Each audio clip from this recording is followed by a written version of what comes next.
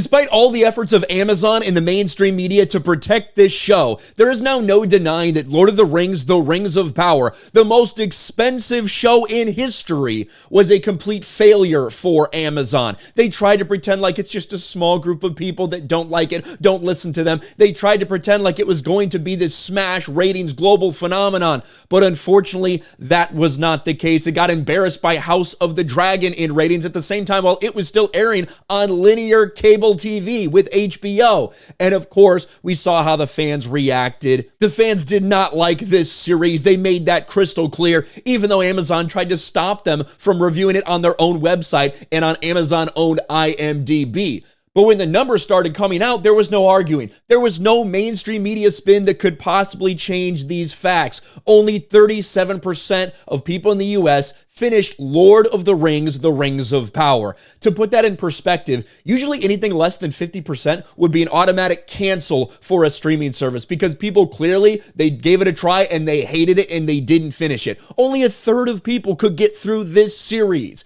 Yet Amazon has billions invested in this thing. They're not going to stop anytime soon. But we are continuing to see the cast play victim in this entire thing. It was a big part of the marketing for this. The fact that they were bastardizing the lore of J.R.R. Tolkien, that they, for diversity and identity politics reasons, were going to include characters that do not match the description of characters from J.R.R. Tolkien. Tolkien fans, they love these books. They love the man that created them. They love this world. They're not happy when someone goes in there and intentionally tries to change things for woke agenda purposes. That's what happened with Lord of the Rings: The Rings of Power. They were proud about it, and they looked at the fan base and they said, if you have a problem with this, you're just a bigot. You're just a racist. We're going to change the lore of J.R.R. Tolkien. We're going to include these people and these cast members, and if you don't like it, that's a you problem. You're a racist. That was their lead. That's what they came out and said from the very beginning.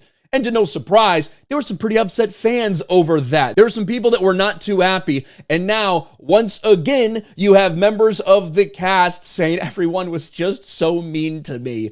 Rings of Power's Ishmael, Cruz, Cordova needed on-set therapy after racist casting uproar. The Lord of the Rings star relives the trauma of being the target of a racist outrage over his casting.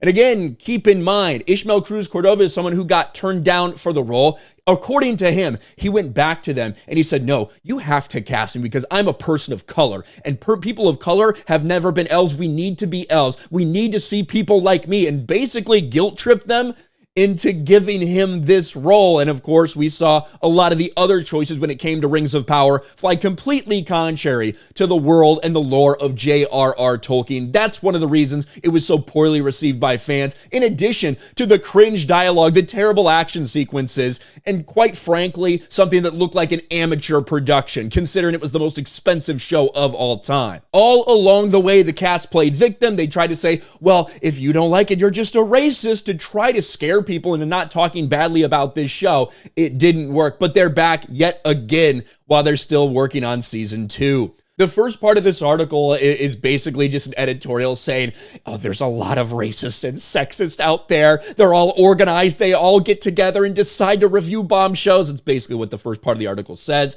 Simply put, a person of color playing an elf shouldn't be controversial. Well, it should be if it flies completely contrary and in the face of everything that was stated in the lore and by the creator of that world. It absolutely should be considered controversial. There were people of color you could have used in this story. There are people of color in the Lord of the Rings series, in the world. Like, you can't pretend like there's not. You didn't want to do that. You wanted to insert your identity politics other places in this story where it didn't belong.